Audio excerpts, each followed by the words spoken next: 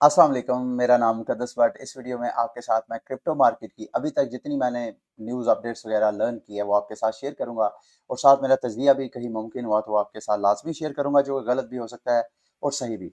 कल एक crypto market में डेवलपमेंट हुई। मैं इसको अजीबो-गरीब इस वजह से समझता हूँ क्योंकि हमारे यहाँ आम कॉमन सेंस इसको नहीं मानती थी। बहरहाल जज का एक फैसला है। आपको याद है सेल्सियस जो पिछले लूना के क्राइसिस के बाद जो कंपनीज बैंकरप्ट हुई थी उनमें सेल्सियस भी। सेल्सियस क्या है? ये एक बारविंग लैंडिंग सेंट्रल प्लेटफॉर्म है जो क्रिप्टो इन्वेस्टर्स को कहता था कि आप अपने क्रिप्टो एसेट्स हमारे पास स्टेक करें, हम बदले में आपको स्टिकिंग रिवॉर्ड देंगे। अब वो बैंकरप्ट हो गया क्योंकि वो भी लूना के साथ किसी तरह एक्सपोज था या दीगर मार्केट के जो हेज फंड्स हैं उनके साथ था। अब जज ने जो फैसला दिया है वो बड़ा अलार्मिंग है। जज ने क्या फैसला दिया जी कि सेल्सियस के यूजर्स जिस वक्त सेल्सियस पे अपना अकाउंट साइन अप करते हैं उस दौरान ही उन्होंने अपने लीगल राइट जो थे वो गिव अप कर दिए थे। मतलब अब सेल्सियस के पास जितना बीटीसी है जो कि 4.2 बिलियन के एसेट्स हैं, वो सारे के सारा बीटीसी उनके यूजर्स का बावजूद है उनका, लेकिन अब उसका लीगल जो ऑनर है वो सेल्सियस है। अब इसका क्या मकसद है? इसका मतलब ये है वो जो बार बार मुहावरा रिपीट किया जाता है, not your keys, not your assets, not your crypto funds.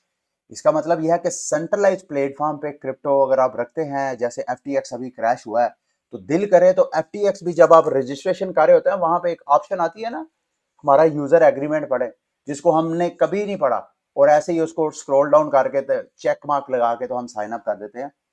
Celsius में भी उधर लिखा होगा। तो इसी तरह जिस किसी भी सेंट्रलाइज प्लेटफॉर्म को आप अगर ज्वाइन करते हैं, खुदा ना खास्ता उधर कोई मसला हो जाता है, तो चूंकि फंड्स आपके अपने वॉलेट में नहीं है, उसकी कीज फंड्स की आपके पास नहीं है, तो that funds are not belongs to you. तो इस वजह से मैं मुझे इजाजत दें, बल्कि मैं एक और इसी हवाले से एक न्यूज़ है वो भी आपके साथ शेयर करता हूँ। अब ये भी मेरा ख्याल है पिछले 24 घंटे की एक बड़ी डेवलपमेंट है, बल्कि आज की मेरा ख्याल है आज के क्रिप्टो न्यूज़ बुलेटिन की मेन हेडलाइन यही होनी चाहिए मेरे आज के बुलेटिन की। ह्यूबी से मुतल्लिक एक फंड है। अब इसका अभी तक चूंकि ये बिल्कुल लेटेस्ट अपडेट है, इसका भी मजीद खुलेंगी सारी इंफॉर्मेशन मजीद आएगी तो मैं आपके साथ शेयर करूंगा शायद कल की वीडियो में। लेकिन सरे दस्त मैं आप सबको ये कहूंगा कि ह्यूबी के अंदर जितने आपके फंड्स हैं उनको मूव करें। हुआ क्या है, इंपॉर्टेंट रिमाइंडर कि ह्यूबी ने पिछले दिनों अपने स्टाफ को फारिग करवाया था। उस दौरान अब रिपोर्ट्स हैं कि there is a very dangerous situation के जो स्टाफ है उनका इंटरनल, उन्होंने जो इंटरनल कम्युनिकेशंस है एम्प्लॉयज की उसको जैम कर दिया, सारी ब्लैक कम्युनिकेशन को। अब कुछ बंदों का, अब इसको मैं फंड कहूं या रियलिटी है, कुछ का मानना यह है कि अब यूजर्स के फंड ह्यूबी में ऑन रिस्क है। अगर कोई बंदा, अगर कोई इंटरनल ऐसा एम्प्लॉय है जिसके पास इतनी एक्सेस है कि वो स्टाफ की कम्युनिकेशन को ब्लॉक कर सकता है, तो मुमकिन है किसी और के पास ये जो इंटरनल बागियाना सोच है इंटरनल जो स्टाफ की, मुमकिन है कि कोई ऐसा स्टाफ भी हो जिसके पास यूजर की एक्सेस वगैरह हो और यूजर के फंड्स को। कई तो ये कह रहे हैं, इस अकाउंट ने तो साथ ये भी कहा है कि अगर आपने यूबी का अपने मोबाइल पे ऐप किया हुआ है तो उसको भी फंड्स निकाल के उसको भी आप रिमूव कर दें। कहीं ऐसा ना हो कि आपके मतलब यूबी का सॉफ्टवेयर अपडेट हो और उसमें मालवेयर आपके मोबाइल में डाल दें। तो आई डोंट नो ये वाकई क्या हकीकत है या नहीं है, लेकिन इस तरह का फंड हो तो मेरा मानना यह है कि आपको सेंट्रलाइज एक्सचेंज है। वैसे ही मैंने स्टार्ट में आपको सेल्सियस के बारे में बता दिया, उसके बाद तो कोई गुंजाइश बनती नहीं है कि आप सेंट्रलाइज एक्सचेंज पे आप अपने कम से कम वो फंड्स रखें जो आपने लॉन्ग टर्म रखने हैं।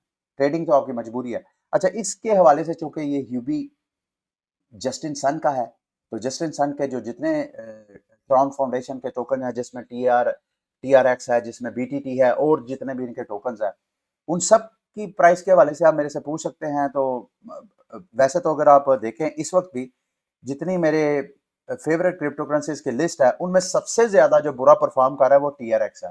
तो टीआरएक्स ऑलरेडी उसके ऊपर प्रेशर है और अगर तो इस फंड में मजीद कोई मसला हुआ तो ह्यूबी के ऊपर पड़े आपके फंड्स का तो मसला होगा सो होगा।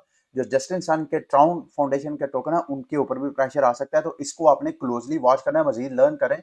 मेरे अलावा क्रिप्टो मार्केट में और भी आपको बहुत से अपडेट्स वगैरह न्यूज़ देने वाले मिल जाएंगे, उन सब से भी आप मजीद अपडेट वगैरह लीजिएगा। अच्छा, इस हवाले से एक चीज़ मैंने आपके साथ शेयर करनी, मैंने डेक्सिस के ऊपर एक वीडियो बनाई है 35 मिनट की कि डेक्सिस होती क्या है, क्यों आपको यूज करना चाहिए, इसमें मुख्तलिफ टर्मिनोलॉजी। तो मैं डरते आपके साथ नहीं शेयर कर रहा क्योंकि वो 35 मिनट की ऑलरेडी आप मुझे इतना डांटते हैं कि यार मुकद्दस भाई इतनी आप लंबी वीडियोस अपलोड करते हैं। तो अगर तो आपके अंदर इतनी हिम्मत है मुझे 30-35 मिनट सुनने की, तो आप इस वीडियो की डिस्क्रिप्शन में मुझे मेंशन करिएगा। मैं वो वीडियो मेरी रिकॉर्डेड है लेकिन मैंने अपलोड नहीं किया। इसी उम्मीद के साथ कि आपसे मुझे थोड़ा सा कंफर्मेशन मिले कि भाई अपलोड कर दे। तो डेक्सिस जो है मेरी नज़र में फ्यूचर है। ये जो कुछ डेवलपमेंट हो रही है इस बेयर मार्केट के अंदर, एक चीज़ खुल के सामने आ रही है कि आपने अपने फंड्स की खुद हिफाजत करनी है और मार्केट में, बल्कि अगर आप डेक्स की वो वीडियो वॉच करेंगे ना उसमें मैंने सारा एक्सप्लेन करने की कोशिश की है। मार्केट की अगली अपडेट, फ्रांस का जो बैंक ऑफ फ्रांस है उनके गवर्नर ने अभी एक सेमिनार से खिताब किया और उन्होंने कहा जी कि यूरोपीय यूनियन के अभी जो लॉज वगैरह के हवाले से एक मीटिंग वगैरह हो रही है, वो फ्रांस को कह रहे हैं कि आप उससे पहले ही हमारे मुल्क में जो टर्मोइल है इस क्रिप्टो इंडस्ट्री के अंदर, इस टर्मोइल से जो फ्रेंच इन्वेस्टर्स हैं उनको बचाने के लिए आप क्रिप्टो, ये देखें उन्होंने कहा है क्रिप्टो लाइसेंसिंग जो है उसको स्ट्रिजेंट लाइसेंसिंग रिक्वायरमेंट करें। स्ट्रिजेंट स्ट्रिजेंट का मतलब स्ट्रिक्ट किस्म की लाइसेंस रिक्वायरमेंट करें कि अगर कोई कंपनी जो है वो लाइसेंस लेना चाहती है तो लाइसेंस भी इतना सख्त होना चाहिए कि ज़्यादा से ज़्यादा फ्रेंच यूजर्स की जो है वो प्रोटेक्शन हो। वैसे भी रेगुलेशन स्टार्ट में मेरा भी बिलीव ये था कि रेगुलेशन से डरना चाहिए, डरना नहीं चाहिए। अगर हम कोई गलत काम नहीं कर रहे हैं तो हमें क्यों डरना चाहिए। रेगुलेटर्स जो है हमारे यहाँ तो खैर रेगुलेटर्स की मेंटल अप्रोच ही अलग होती है ना। ये वेस्टर्न जो वर्ल्ड है वहाँ ये सीन नहीं है। बल्कि मैं एक आपके साथ न्यूज़ शेयर करता हूँ। एक एनएफटी रेग पुलर था, वो दुबई छुपा रहा। अब वो एनएफटी रग पुलर ने कोई $3 मिलियन का रग पुल किया था अपने जो एनएफटी होल्डर्स थे उनके साथ। वो जैसे ही न्यूयॉर्क गया वहाँ से डिपार्टमेंट ऑफ जस्टिस की रिपोर्ट पे जनाब उन्होंने अरेस्ट कर लिया। तो ये जो दूसरे वेस्टर्न एडवांस मॉडर्न कंट्रीज के रेगुलेटर्स होते हैं उनकी मेंटल अप्रोच सोलो वो अपने नेशनल इंटरेस्ट को देखते हैं, वो अपने जाती इंटरेस्ट को नहीं देखते। एफआईए की तरह वो इस वजह से नहीं पकड़ लेते कि यार इस बंदे से हमने पैसे हथियाने हैं, बल्कि वो वाकयातन रूल ऑफ लॉ को इम्प्लीमेंट करने के लिए वो काम करते हैं।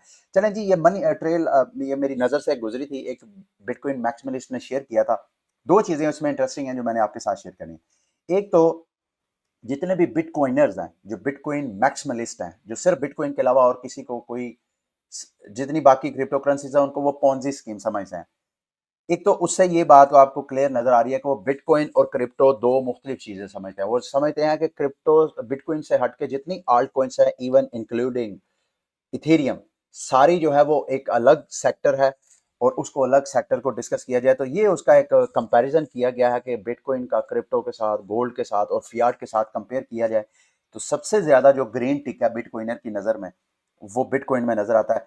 जो दीगर क्रिप्टो में चीजें जो बिटकॉइनर्स नहीं समझते हैं, यानी बिटकॉइनर की नजर में बिटकॉइन से ज्यादा सिक्योर और कोई क्रिप्टो करेंसी नहीं है। बाकी जो क्रिप्टो करेंसी, और मेरा ख्याल है ऐसा साबित भी हो रहा है क्योंकि अच्छा बिटकॉइनर की नज़र में प्रूफ ऑफ स्टेक, क्योंकि इथेरियम प्रूफ ऑफ स्टेक पे चला गया तो उनकी नज़र में वो भी अब एक सिक्योरिटी रिस्क है इन्वेस्टर्स के लिए। इसी तरह ये बात भी बिल्कुल सही है कि बीटीसी जो है वो सबसे ज़्यादा सिक्योर है, बल्कि और क्रिप्टो एसेट जो क्रिप्टो मार्केट की दीगर करेंसीज हैं वो सिक्योर नहीं है। सॉवरन जो है वो बिटकॉइन सॉवरन नहीं है, किसी गवर्नमेंट ने इशू नहीं किया ये, सिवाय इसके बाकी सब चीज़ें डी, और इनकी नज़र में बिटकॉइन ही मोस्ट डिसेंट्रलाइज नेटवर्क है। बाकी कोई और क्रिप्टो करेंसी मार्केट की वो डिसेंट्रलाइज नहीं है। और फियाट की तो बात ही ना करें, ये सब कुछ आप फियाट के ऊपर मेरी पिक्चर नजर आ रही है, ये मेरी तरफ से फियाट के ऊपर तमाचा है, माफ कीजिएगा अगर आपको ये अच्छा नहीं लगा तो। अच्छा जी, आगे जो डीसीजी है 2-3 दिन से इससे इसके हवाले से मार्केट में अपडेट आ रही है कि वो शायद बैंक्रप्सी फाइल कर देती है 8 तारीख का। मैं भी इंतजार कर रहा हूँ क्योंकि 8 तारीख की डेडलाइन दी हुई है जिमिनी एक्सचेंज ने इनको। बहरहाल इनकी तरफ से अभी लेटेस्ट न्यूज़ आई है कि ये अपना एक वेल्थ मैनेजमेंट डिवीजन बाकायदा ये भी अपने स्टाफ को फारग करवा रहे हैं। वहाँ भी बेरोजगारी जो है वो छाई हुई है। साथ इनका जो वो जेनेसिस था, इनकी जो एक सिस्टर कंपनी है, वो जेनेसिस में भी ले ऑफ हुई है। तो ये मार्केट की सिचुएशन फिलहाल है, जो भी अपडेट होगी मैं आपके साथ शेयर करता जाऊंगा। फैंटम के हवाले से गुड न्यूज़ है जी। फैंटम अपने इकोसिस्टम को डेवलप करना चाहता है, खसूसन जो फैंटम इन्वेस्टर है उनके लिए मेरा ख्याल है प्राइस के ऊपर तो इसका कोई इम्पैक्ट नजर नहीं आया, लेकिन न्यूज में आपके साथ अभी शेयर करता हूँ। प्राइस को फिलहाल ये रेजिस्टेंस है इस लेवल पे ना, तकरीबन 21-22 सेंट के ऊपर रेजिस्टेंस है। अगर यहाँ से ब्रेक कर ये रेजिस्टेंस ब्रेक करती है फैंटम की प्राइस, तो नेक्स्ट इमीडिएट रेजिस्टेंस जो है तकरीबन 25 सेंट की प्राइस पे नजर आती है। उसके बाद ये पैटर्न जो है, अगर ये 25 वाला भी हो जाता है तो एक नया पैटर्न फिर जो है वो बिल्ड हो सकता है, वो असेंडिंग पैटर्न जो है। बहरहाल न्यूज क्या है फैंटम के हवाले से कि फैंटम ने अपने इकोसिस्टम के ऊपर जितने टोकन्स डेवलपर्स हैं जो टोकन लॉन्च करने वाले हैं उनको इंसेंटिवाइज करने का प्लान किया है। अभी इन्होंने एक प्रपोजल दी थी जो कि अप्रूव हो गया, 55.9% वोट जो है वो इस प्रपोजल के हक में गया है और 99.8% जो वोटर्स हैं उन्होंने एग्री किया इस प्रपोजल से। प्रपोजल क्या है? Gas monetization. इसका मतलब यह है, नॉर्मली फैंटम की ब्लॉकचेन के ऊपर अगर कोई ट्रांजैक्शन होती है तो वो जो गैस फीस जो ब्लॉक स्पेस के अगेंस्ट ये Phantom foundation gas fees charge करती थी, वो उसका 20% बर्न हो जाता था। अब उस 20% को इन्होंने 5% कर दिया, बाकी जो 15% है ये इन्होंने अपने इकोसिस्टम को ग्रो करने के लिए डेवलपर्स को इंसेंटिवाइज करना है कि वो 15% एक अलग से मेरा ख्याल ये फंड क्रिएट करेंगे और वहां पे जो जो इनकी ब्लॉकचेन के ऊपर टोकन ऐसा होगा जो सबसे अच्छा परफॉर्म और यूजर एक्टिविटी बढ़ा रहा होगा उनको ये इंसेंटिवाइज करेंगे। तो मेरा ख्याल है लॉन्ग टर्म के लिए एक तरह से ये गुड न्यूज भी है कि भाई इस तरह जो इनका इकोसिस्टम ग्रो होगा तो ऑब्वियसली, और दूसरी साइड से इनके टोकन की इन्फ्लेशन 15% इन्फ्लेशन बढ़ जाएगी। वो जो 15% बर्न होना था टोकन, वो अब उसकी सप्लाई आएगी तो टोकन के ऊपर प्रेशर भी होगा, लेकिन दूसरी सेंस में यूजर एक्टिविटी बढ़ने की वजह से मुमकिन है इसके टोकन में मजीद सरमायाकारी आए। तो ये न्यूज़ ही इस हवाले से वो आपके साथ शेयर करनी थी। ये जी जो मैं आपको न्यूज़ बता रहा था कि डिपार्टमेंट ऑफ जस्टिस जो है उन्होंने चार्जेस फाइल किए म्यूटेंट ए प्लैनेट एनएफटी रग पुल, इसका नाम क्या था? ऑर्लियन माइकल माइकल ने रग पुल किया था और उसको बाकायदा जनाब इन्होंने अरेस्ट किया। अच्छा, लास्ट में 1 इंच के हवाले से आज 6 तारीख है, 8 तारीख को 1 इंच के टोकन जो है वो अनलॉक होना है। अब टोकन की इतनी ज़्यादा तादाद नहीं है, तकरीबन ये 32,000 के करीब टोकन है 1 इंच के जो अनलॉक होने हैं 8 तारीख को, 8 जनवरी को, आज से ठीक 2 दिन बाद, जिसकी करंट वैल्यू जो है तकरीबन $12,000 के करीब नजर आ रही है। अगर आप मुझे इजाजत दें, कल मैंने आपको बताया था कि मैं गैल टोकन को वॉच कर रहा हूँ कि उसके टोकन जब अनलॉक होते हैं तो कितना सेल प्रेशर। अच्छा, फिलहाल मुझे को बहुत ज्यादा प्रेशर नहीं नजर आया। ये देखें यहाँ पे गैल टोकन कल जब मैं वीडियो बना रहा था तो तकरीबन इस $1.15-16 पे ट्रेड हो रही थी। प्राइस नीचे तो आई है लेकिन इतना ज्यादा कि उसका सेल प्रेशर की वजह से प्राइस को बहुत नीचे डंप हो जाए, वो तो बहरहाल मुझे नजर नहीं आ रही है। तो मैंने कल भी आपको बताया था कि अगर आपने टोकन लॉक और अनलॉक को जहन में रख के ट्रेडिंग करनी है तो बी वेरी केयरफुल, जरा 2-4 दिन इसको अच्छी तरह ऑब्जर्व करें, 2-4 टोकन की परफॉर्मेंस देखें।